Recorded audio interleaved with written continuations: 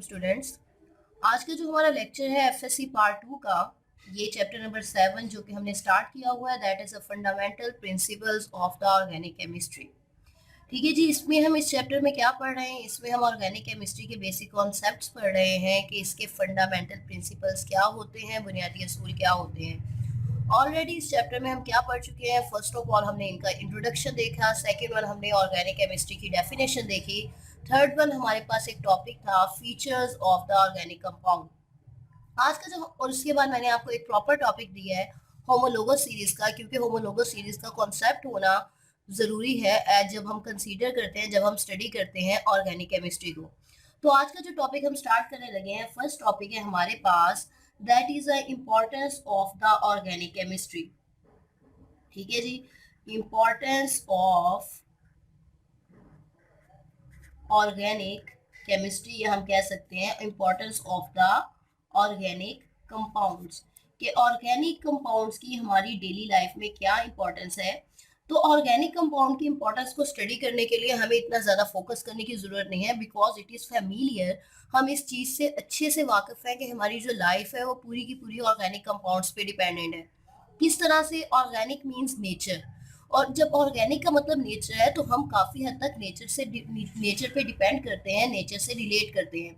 अब यहाँ पे अगर मैं इसकी इंपॉर्टेंस मेंशन करूँ तो सिंपली अगर हम लिविंग सिस्टम को ही देख लेते हैं, ठीक है जी, अगर हम लिविंग ऑर्गेनिज्म या जिंदा जानदारों की सिस्टम को देखते हैं, तो लिविंग ऑर्गेनिज्म में जो मेजर केमिकल रिएक्शंस होते हैं, ठीक है जी, लिविंग ऑर्गेनिज्म की बॉडी में जो केमिकल रिएक्शंस होते हैं, वो केमिकल रिएक्शन कौन से होते हैं? जस्ट लाइक हम बात करते हैं मेटाबॉलिज्म की। तो मेटाबॉलिज्म एक ऐसा केमिकल रिएक्शन होता है, यहाँ पे आपने टर्म को गौर से सुना है, मेटाबॉलिज्म एक ऐसा केमिकल रिएक्शन होता है जिसमें हम फूड को अपनी बॉडी के अंदर इनटेक करते हैं। फूड क्या होती है? फूड जो है हमें कुदरती ज़राए से मिलती है, that is organic in nature. तो पहला पॉइंट हम मेंशन कर रहे हैं कि हमने फूड को अपनी बॉडी के अंदर इनटेक किया। बॉडी जो होती है वो केमिकल रिएक्शन के जरिए उन लार्ज पार्टिकल्स को, जो फूड के पार्टिकल्स होते हैं, उनको ब्रेक करके ऐसे कंपोनेंट्स में डिवाइड करती है, ऐसे कंपोनेंट्स में चेंज करती है जो कि हमारी बॉडी के लिए एसेंशियल होते हैं, जो हमारी बॉडी की वर्किंग के लिए एसेंशियल होते हैं। तो जब खुराक फूड हमारी बॉडी के अंदर जाती है तो वो जो पूरे केमिकल रिएक्शंस होते हैं उसको हम क्या नाम देते हैं? मेटाबॉलिज्म का नाम देते हैं। और मेटाबॉलिज्म कॉम्बिनेशन होता है कैटाबॉलिज्म और एनाबॉलिज्म का। एनीहो, आपका जो यहाँ पे टर्म कंसीडर करनी है वो जस्ट ये है कि केमिकल रिएक्शंस कौन से होते हैं बॉडी में। जस्ट लाइक एक एग्जांपल है मेटाबॉलिज्म। तो केमिकल रिएक्शन के दौरान या जस्ट लाइक जो हमारे पास प्रोडक्ट्स बनती हैं या जो हम फूड लेते हैं वो कौन कौन सी होती हैं? We take the food in the form of the carbohydrates. हम कार्बोहाइड्रेट्स लेते हैं फूड की फॉर्म में। इसके अलावा हम फूड में क्या लेते हैं? हम प्रोटीन्स लेते हैं। वी टेक लिपिड्स, हम लिपिड्स को खुराक की फॉर्म में लेते हैं। लिपिड्स के अलावा वाइटामिन्स होते हैं जो कि हम खुराक में लेते हैं। ठीक है, अगर हम इन सब टर्म्स की बात करते हैं, these all are organic in nature. कैसे हमें पता चलता है ऑर्गेनिक इन नेचर? अगर हम इनकी कंपोजिशन को देखते हैं तो हमें पता चलता है ये किस पे कंसिस्ट करते हैं? Carbon, hydrogen. यहाँ पे भी देखते हैं ये सब के सब किस पे कंसिस्ट करते हैं? कार्बन और हाइड्रोजन पे कंसिस्ट करते हैं। तो कार्बन और हाइड्रोजन पे जब ये कंसिस्ट कर रहे हैं तो it's mean these are organic in nature. ठीक है जी, कार्बन हाइड्रोजन पे इनकी जो कंसिस्टेंस है वो ये मेंशन करती है कि ये क्या है? ऑर्गेनिक इन नेचर है, मीन इनको हम ऑर्गेनिक कंपाउंड्स में स्टडी करते हैं। अब नेक्स्ट वन हम बात करते हैं इसके अलावा अगर हम देखते हैं हमारी बॉडी में न्यूक्लिक एसिड होता है, that is a major part of the DNA. हम न्यूक्लिक एसिड की बात करते हैं, न्यूक्लिक एसिड की भी कंपोजिशन में कार्बन और हाइड्रोजन होते हैं, that is also organic in nature. इसके अलावा अगर हम बात करते हैं कि केमिकल रिएक्शन जो मेटाबॉलिज्म होता है, इनको कैटालाइज करने के लिए क्या चीजें मौजूद होती हैं? इनको कैटालाइज करने के लिए एंजाइम्स पाए जाते हैं। ठीक है, हमारी बॉडी में कुदरती तौर पे एंजाइम्स होते हैं जो इन रिएक्शंस को कैटालाइज करते हैं। कैटालाइज मीन इन रिएक्शन को तेज करते हैं। These are also organic in nature. तो यहाँ पे हमें एक चीज तो कंफर्म होगी कि हमारी जो बॉडी है, बॉडी की जो रिक्वायरमेंट है वो कंप्लीटली किस पे डिपेंडेंट है? वो कंप्लीटली ऑर्गेनिक कंपाउंड्स पे डिपेंडेंट है, because these all are organic in nature. इसके अलावा अगर हम अपनी डेली लाइफ की बात करते हैं तो हमें पता चलता है कि अगर हम डेली लाइफ के कंपोनेंट्स की बात करें तो जो साइंटिस्ट हैं वो मतलब जिस टाइम से हमारे पास ऑर्गेनिक कंपाउंड बनना शुरू हुए हैं। अब अगर हम लिविंग सिस्टम के अलावा दूसरी हम अपनी डेली लाइफ की बात करते हैं या रूटीन रर की बात करते हैं तो हमें पता चलता है कि जितने भी प्लास्टिक्स डिफरेंट एग्जाम्पल हैं, बल्कि लॉट ऑफ एग्जाम्पल हैं। प्लास्टिक्स आ जाते हैं, सिंथेटिक फाइबर्स आ जाते हैं। सिंथेटिक फाइबर्स हम किसे कहते हैं? फाइबर्स मतलब धागा। एक तो फाइबर्स वो होते हैं जो कि कुदरती तौर पे हमें मिलते हैं, जैसे जस्ट लाइक कॉटन है, सिल्क है, एक्स्ट्रा। लेकिन कुछ फाइबर्स वो होते हैं जो कि हम लैब में प्रिपेयर करते हैं, मतलब आर्टिफिशियली प्रिपेयर करते हैं। These are called as a synthetic fibre. इसके अलावा अगर हम फार्मास्यूटिकल इंडस्ट्रीज की बात करते हैं तो मेडिसिन हैं, हम बात करते हैं पेंट्स की। इसके अलावा जो फर्टिलाइजर्स हैं, फर्टिलाइजर इंडस्ट्री में ऑर्गेनिक कंपाउंड्स का बहुत इंपॉर्टेंट रोल है। टेक्सटाइल इंडस्ट्री में टेक्सटाइल फाइबर, जिसको हमने भी सिंथेटिक फाइबर का नाम दिया, टेक्सटाइल फाइबर की फॉर्मेशन में ऑर्गेनिक कंपाउंड्स का बहुत रोल है। इसके अलावा अगर हम बात करते हैं पेस्टिसाइड्स की, पेस्टिसाइड्स क्या होते हैं? इंसेक्ट्स को खत्म करने के लिए जो हम मेडिसिन यूज करते हैं, जो एग्रीकल्चर में यूज की जाती है, उनको हम क्या नाम देते हैं? पेस्टिसाइड्स का नाम देते हैं। इसके अलावा अगर हम बात करते हैं डिटर्जेंट्स की, detergents, dyes, colour extra. In short हम ये कह सकते हैं कि वी आर मच मोर या we are 99% dependent on the organic compound. हमारी लाइफ में ऑर्गेनिक कंपाउंड्स का मेजर रोल होता है। दैट्स वाई हम कहते हैं कि हम ऑर्गेनिक केमिस्ट्री में ऑर्गेनिक कंपाउंड्स को बहुत डीपली स्टडी करते हैं, या जो ऑर्गेनिक केमिस्ट्री है ये हमारे पास एक। तो यहाँ पे हमने मेंशन कर दिया कि इंपॉर्टेंस ऑफ ऑर्गेनिक कंपाउंड्स में हमने लिविंग सिस्टम को देख लिया। इसके अलावा हम जितने भी सिंथेटिक फाइबर्स हैं या आर्टिफिशियल जो चीज़ें हमारी डेली लाइफ के यूज में, उन सब में ऑर्गेनिक कंपाउंड्स का एक मेजर रोल है।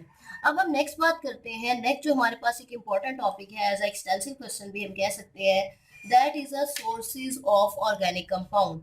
हमारे पास ये एक इंपॉर्टेंट मेजर टॉपिक है, that is a sources of organic compounds. ठीक है जी। सोर्सेज ऑफ ऑर्गेनिक कंपाउंड्स का क्या मतलब है कि हम ऑर्गेनिक कंपाउंड के जराए देखना चाह रहे हैं कि ऑर्गेनिक कंपाउंड हमें कहाँ कहाँ से ऑब्टेन होते हैं। अगर जनरली हम बात करते हैं तो ऑर्गेनिक कंपाउंड्स हमें प्लांट से भी मिलते हैं, ऑर्गेनिक कंपाउंड हमें एनिमल से भी मिलते हैं, ऑर्गेनिक कंपाउंड हमें माइक्रो ऑर्गेनिज्म से भी मिलते हैं। अगर हम एनिमल्स की बात करते हैं तो हमारे पास लिपिड्स है, फैट्स है। इसके अलावा अगर हम बटर देखते हैं, डिफरेंट ऑयल्स हैं, ये हमें एनिमल से मिलते हैं। अगर हम प्लांट्स की बात करते हैं, सीड ऑयल है, डिफरेंट टाइप्स ऑफ ऑयल्स हैं, फ्रूट्स हैं। इसके अलावा हम मेंशन कर सकते हैं हमारे पास स्टार्च है, सीड्स है, राइस है। These all are organic in nature. अब यहाँ पे जो हम बात कर रहे हैं सोर्सेज ऑफ ऑर्गेनिक कंपाउंड्स की, तो यहाँ पे हम तीन मेजर सोर्सेज को डिस्कस करेंगे, और वो तीन मेजर सोर्सेज हमारे पास क्या है? That is a coal, petroleum and natural gas. यहाँ पे हमने इस टॉपिक में हमने तीन सोर्सेज डिस्कस करने हैं ऑर्गेनिक कंपाउंड्स के। First one is a coal, second one is a petroleum, third one is a natural gas. These three are the vast reservoirs of organic compound. क्या मतलब है इस लाइन का? कि ये ऑर्गेनिक कंपाउंड के वसी ज़खायर हैं जिनसे हमें वास्ट अमाउंट में ऑर्गेनिक कंपाउंड या लार्ज अमाउंट में ऑर्गेनिक कंपाउंड्स ऑब्टेन होते हैं। और ये जो तीनों किस्म के ऑर्गेनिक कंपाउंड हैं, ये तीनों किस्म के जो सोर्सेज हैं, these are also considered as a fossil fuels. अब हमारे माइंड में क्वेश्चन ये राइज होता है कि why these are called as a fossil fuels. तो रीजन बेटा इसकी ये होती है इनको फॉसिल फ्यूल्स कहने की, बिकॉज चाहे कोल है, चाहे पेट्रोलियम है, चाहे नेचुरल गैस है, ये एज इट इज नहीं बन जाती, बल्कि इनके बनने का क्या तरीकाकार होता है। फॉसिल फ्यूल हम किसे कहते हैं? फॉसिल फ्यूल्स वो चीज होती है जिसमें चाहे प्लांट है चाहे एनिमल्स हैं, मतलब एक एनिमल डेड हो चुका है, एक प्लांट डेड हो चुका है, उसके जो बॉडी के बाकी पार्ट्स होते हैं वो जमीन में दफन हो जाते हैं। जैसे जस्ट लाइक मैं यहाँ पे मेंशन कर दूं कि ये सपोज हमने लिखा कि यहाँ पे हम बात करते हैं कि एनिमल रिमेन्स। एनिमल रिमेन्स का मतलब क्या है? कि जो एनिमल की बॉडी के बाकी हिस्से हैं जब वो डेड हो चुके हैं। या हम बात कर देते हैं प्लांट रिमेन्स की। ठीक है, प्लांट रिमेन्स जब पौधे गल सड़ जाते हैं या वो डेड हो जाते हैं तो क्या होता है, उनके ऊपर मिट्टी की एक लेयर आ जाती है। इसको हम मेंशन कर देते हैं that is a soil layer. मिट्टी की एक लेयर आ जाती है। वो ज़मीन के अंदर दफ़न होते जाते हैं और मिलियन ईयर्स गुज़र जाते हैं, मतलब लाखों साल बाद हम देखते हैं कि उनके ऊपर मट्टी की तह जो होती है, मट्टी की जो लेयर होती है, वो ऊपर आती जाती है, लेयर बाय लेयर उनके ऊपर जब लेयर आती जाती है, तो होता क्या है, ये जो एनिमल रिमेन्स और प्लांट रिमेन्स है, तो इसका मतलब है आपके माइंड में क्लियर व्यू आ रहा होगा कि जब ऊपर मिट्टी की तह पड़ती जाती है तो उससे क्या होता है, यहाँ पे प्रेशर भी इंक्रीज होता जाता है। ठीक है जी, प्रेशर इंक्रीज होने के साथ साथ टेम्परेचर भी क्या होता जाता है, इंक्रीज होता जाता है। और टेम्परेचर इंक्रीज, और इसके अलावा अगर हम बात करते हैं कि हमने मेंशन किया सॉइल है, ठीक है, अगर हम सॉइल के अंदर डिफरेंट बैक्टीरिया होते हैं, ये डिकम्पोज करते जाते हैं, तो उसके बाद मिलियन ईयर्स के बाद जो इनकी फॉर्म बन जाती है, जो एक लिक्विड लेयर या एक गैसियस फॉर्म बन जाती है, उनको हम क्या नाम देते हैं, these are called as a fossil fuels. ठीक है, तो एक चीज ये आप लोग जूनियर क्लासेस में पढ़ चुके हैं कि फोसल फ्यूल्स क्या होते हैं, कि जस्ट लाइक प्लांट्स या एनिमल्स जो रिमेन्स होते हैं, जो जमीन में दफन हो जाते हैं, उनको हम क्या नाम देते हैं, फोसल फ्यूल्स का। तो असल में कोल, पेट्रोलियम और natural gas, these are all considered as a fossil fuels, क्योंकि ये कैसे बनते हैं, ये प्लांट रिमेन जब अर्थ क्रस्ट के अंदर बरीड हो जाते हैं तो उनसे बनते हैं। ठीक है जी, आज हम अपना फर्स्ट टॉपिक स्टार्ट करते हैं, दैट इज अ कोल। आज हम सोर्सेज में अपना फर्स्ट टॉपिक स्टार्ट करेंगे। फर्स्ट टॉपिक हमारे पास क्या है, कोल हम स्टडी करेंगे। फर्स्ट ऑफ ऑल मैं आपको मेंशन करूंगी कि कोल एक्चुअल में होता क्या है, हम इसको डिफाइन करेंगे कि कोल एक्चुअल में क्या चीज है। Coal is a solid rock. ठीक है, ये सख्त किस्म की एक रॉक है, which can be buried as a solid fossil fuel, जो जमीन की सतह के अंदर, जो जमीन की सतह में एज अ फोसल फ्यूल क्या होती है, दफन होती है, बरिड होती है। एंड मेजरली कंटेन्स, और ये जो कोल होता है ये मेजरली किस पे मुश्तमिल होता है, majorly contains hydrogen, sulphur, oxygen and nitrogen. Majorly जो इसमें कंपोनेंट होते हैं वो कौन से होते हैं, sulphur, hydrogen, nitrogen and oxygen. और ये जो कोल होता है ये एक किस्म की हमारे पास क्या होती है, it is a type of a sedimentary rocks. और सेडिमेंट्री रॉक्स क्या होती हैं, जो जमीन के अंदर, मतलब उसके ऊपर मिट्टी की तह चढ़ती जाती है, तो जो जमीन के अंदर दफन हुई कंडीशन होती है, उस रॉक को हम क्या नाम देते हैं, जो हमारे पास एक सॉलिड फॉर्म आती है उसको हम नाम दे देते हैं सेडिमेंट्री रॉक का। और इसके अलावा इसका यूज क्या है, it is used as a fuel. ये तो हमने इसका स्टार्टिंग इंट्रोडक्शन दे दिया है कि हमारे पास कोल एक्चुअल में होता क्या है। ठीक है जी, अब हम इसकी आगे बात करते हैं। इसके अलावा अगर हम इसके ओरिजिन की बात करते हैं तो कोल का ओरिजिन क्या होता है, it is a plant origin. Mean ये हमें कहाँ से मिलते हैं, प्लांट ओरिजिन से मिलते हैं, जैसे मैंने ऑलरेडी आपको डिस्क्राइब कर चुकी हूँ। जैसे सपोज हम अगर इसकी हिस्ट्री की बात करते हैं तो साइंटिस्ट का कहना है अबाउट 500 मिलियन ईयर्स अगो, तकरीबन 500 मिलियन ईयर्स पहले, मिलियन साल पहले या लाख, 500 लाख साल पहले क्या हुआ था कि ये जो, जस्ट लाइक मैं यहाँ पे बल्कि इसको हम आगे मेंशन करते हैं तो वो ज़्यादा अच्छे से क्लियर होगा। जैसे यहाँ पे हम बात करते हैं कि ये है प्लांट रिमेन्स, मतलब वो प्लांट जो कि डेड हो चुके थे। ठीक है, उसके ऊपर क्या आती है, जैसे ये प्लांट रिमेन्स है उसके ऊपर क्या आती है, ये आती है हमारे पास सॉइल की लेयर्स। कहते हैं कि 500 मिलियन साल पहले जो पौधों के बाकियात थे, जो प्लांट रिमेन्स थे, वो जमीन की सतह के अंदर अर्थ क्रस्ट में क्या होते गए, बरीड होते गए। और बरीड होने के साथ साथ क्या होता गया, जो मैंने अभी आपको ऑलरेडी मेंशन किया, प्रेशर और टेम्परेचर दोनों क्या होते गए, इंक्रीज होते गए। और प्रेशर टेम्परेचर के इंक्रीज होने के साथ साथ इसमें क्या स्टार्ट हो गई, जैसे कि हम जानते हैं कि सॉइल के अंदर डिफरेंट माइक्रो ऑर्गेनिज्म होते हैं, बैक्टीरिया होते हैं।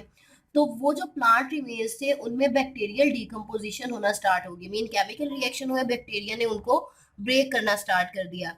अब जब बैक्टीरिया ने उनको ब्रेक करना स्टार्ट किया तो जैसे जैसे उसके ऊपर सोइल की लेयर्स बढ़ती गई, प्लांट रिमेन्स ने सबसे पहले ये किस में कन्वर्ट हुए, प्लांट रिमेन्स से ये एक फॉर्म में कन्वर्ट हुआ, that is called as a peat. Plant remain जो होते हैं, अगर हम इसमें कार्बन परसेंटेज की बात करते हैं, जो जस्ट लाइक हम बात करते हैं कि plant remain, just suppose would he है हमारे पास, तो वुड में ऑलमोस्ट कितने परसेंट कार्बन होती है, 40% कार्बन। जब प्रेशर बढ़ता जाता है तो सबसे पहले जो फॉर्म आती है वो कौन सी आती है हमारे पास, that is called as a peat. और पीट में कितने परसेंट कार्बन होती है, that is a type of coal. ठीक है जी, अगर हम कोल की बात, पीट की बात करते हैं, तो पीट में ऑलमोस्ट हमारे पास 60 या मेंशन कर सकते हैं 50 to 60% परसेंटेज होती है कार्बन की। ठीक है जी, अब इसमें फर्दर डिकम्पोजिशन होगी, बैक्टीरियल डिकम्पोजिशन से किस में कन्वर्ट हुई, बैक्टीरियल डिकम्पोजिशन से प्लांट रिमेन्स कन्वर्ट हुए पीट में। पीट के ऊपर जब ये पीट कोयले की फॉर्म है, ऊपर प्रेशर और बढ़ता गया तो पीट से ये फॉर्म किस में कन्वर्ट हुई, that is converted into lignite. और लिग्नाइट में ऑलमोस्ट 60 to 70% परसेंटेज होती है किसकी, कार्बन की। और लास्ट वन हम मेंशन करते हैं, अगर फर्दर प्रेशर इंक्रीज होता गया, प्रेशर बढ़ने से लिग्नाइट किस में कन्वर्ट हुआ, लिग्नाइट एक फर्दर टाइप ऑफ कोल में कन्वर्ट हुआ, that is called as a bituminous coal. और बिटुमिनस कोल में कार्बन की परसेंटेज 70 to 80% होती है। और उसके बाद जब प्रेशर बहुत हद तक बढ़ चुका, मैक्सिमम प्रेशर हो चुका, तो कोल जो होता है वो अपनी एक सुपीरियर क्वालिटी ऑफ कोल में कन्वर्ट हुआ, that is called as a anthracite. और जो सबसे आला क्वालिटी का कोल होता है वो हमारे पास कौन सा होता है, एंथ्रासाइट होता है। और इसमें कार्बन परसेंटेज क्या होती है, 80% to 90%। इट्स मीन्स कि हमने कोल की क्वालिटी को, दीज आल आर, मतलब ये जो हमारे पास सारी है ये क्या है हमारे पास, these are called as types of coal. ये हमने कोल की टाइप्स मेंशन किए हैं कि प्रेशर बढ़ता गया तो कोल की हमारे पास क्या टाइप्स आई, और इनकी क्वालिटी को किस बेस पे मेंशन किया जाता है, इनको कैटेगराइज किया जाता है on the basis of percentage of carbon. जिसमें कार्बन की जितनी ज्यादा परसेंटेज होगी वो उतना ही बेस्ट क्वालिटी का क्या होगा, कोल होगा। तो यहाँ पे हमने मेंशन कर दिया कि जब 500 million years ago plant remains earth crust में बरीड हो गए, प्रेशर टेम्परेचर इंक्रीज होता गया बैक्टीरियल डिकम्पोजिशन से, फर्स्ट ऑफ ऑल वो पीट में कन्वर्ट हुआ, then lignite, then bituminous coal, और देन एंथ्रासाइट। और इसके अकॉर्डिंग हमने मेंशन कर दिया है कि जो कोल की क्वालिटी होती है वो किस पे डिपेंड करती है, it depends upon the percentage of carbon. अब यहाँ पे अगर हमारे पास एक पॉइंट है, that is called as a carbonization of coal, carbonization of coal. ठीक है, कार्बोनाइजेशन ऑफ कोल का एक सेकंड नेम है, that is also called as a destructive distillation. Destructive distillation हमारे पास क्या होता है, डिस्ट्रक्टिव डिस्टिलेशन ये होता है कि हमने लिया कोल, जस्ट ये हमारे पास क्या है, कोल है। कोल की क्या की जाएगी, कोल की जाएगी destructive distillation. Destructive distillation mean कि हमने कोल को हीट करना है, heat in the absence of air, air की एब्सेंस में ऑलमोस्ट 500 to 10,000 नहीं मीन 1000 डिग्री सेल्सियस टेम्परेचर तक हमने हीट करना है in the absence of air. जब टेम्परेचर तक हीट करेंगे तो कोल जो होगा वो अपनी डिफरेंट क्लासेस में डिवाइड होगा। कोल की जो फर्स्ट कैटेगरी हमारे पास ऑब्टेन होगी, that is called as a coke. ठीक है जी, उसके बाद जो हमारे पास ऑब्टेन होगा, मतलब ये कोल की डिस्टिलेशन हो रही है, डिस्ट्रक्टिव डिस्टिलेशन मीन हम उसको हीट करके कोल के अंदर जो इसके बाकी हिस्से हैं उनको सेपरेट कर रहे हैं, कोक। उसके बाद हमारे पास आता है coal gas, and last one is a coal tar। Coke क्या होता है, कोक को हम यहाँ पे मेंशन करते हैं, कोक हमारे पास प्योर कार्बन होती है। ठीक है, ये इसे सॉलिड कार्बन भी कहते हैं। Coke is a pure form of carbon. Coal gas हमारे पास क्या होता है, ये मिक्सचर होता है हाइड्रोजन एंड, कोल tar हमारे पास क्या है, ये है हमारे पास मिक्सचर ऑफ ब्लैक लिक्विड। ये एक ब्लैक लिक्विड होता है, और जब इस ब्लैक लिक्विड की क्या की जाती है, फ्रैक्शनल डिस्टिलेशन की जाती है, मीन्स हम इसको बॉइलिंग पॉइंट पे इसकी सेपरेशन करते हैं, तो फ्रैक्शनल डिस्टिलेशन के नतीजे में हमारे पास डिफरेंट ऑर्गेनिक कंपाउंड्स ऑब्टेन होते हैं।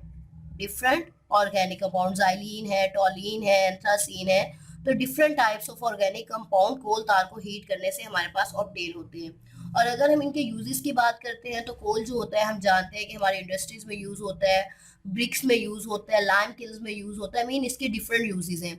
और अगर हम अपने कंट्री में कोल प्रोडक्शन की बात करते हैं तो ऑलमोस्ट 184 बिलियन टन हमारे पास सोर्सेज हैं, सोर्सेज ऑफ कोल। हमारी कंट्री में, पाकिस्तान की अगर हम बात करते हैं, तकरीबन 184 बिलियन टन हमारे पास सोर्सेज हैं। यहाँ पे हमारे पास सोर्सेज ऑफ ऑर्गेनिक कंपाउंड में फर्स्ट टॉपिक था हमारे पास कोल का, वो कंप्लीट हुआ, जिसमें स्टार्टिंग में हमने इसकी इंट्रोडक्शन देखा कि ये कोल होता है क्या एक्चुअल में। देन हमने इसके ओरिजिन की बात की। नेक्स्ट हमने मेंशन किया कि जब ओरिजिन में हमारे पास कोल आ जाता है उसकी कार्बोनाइजेशन होती है, जिसे रिस्ट्रिक्टिव डिस्टिलेशन का नाम भी देते हैं, और डिस्टिलेशन के जरिए कोल को उसकी डिफरेंट टाइप्स में डिवाइड किया जाता है। और लास्ट में जो कोलदार हमारे पास ऑर्गेनिक कंपाउंड आता है उसकी फ्रैक्शनल डिस्टिलेशन होती है, तो हमारे पास different type of organic compound आते हैं, और हमारे कंट्री में ऑलमोस्ट 184 बिलियन टन इसके सोर्सेज हैं।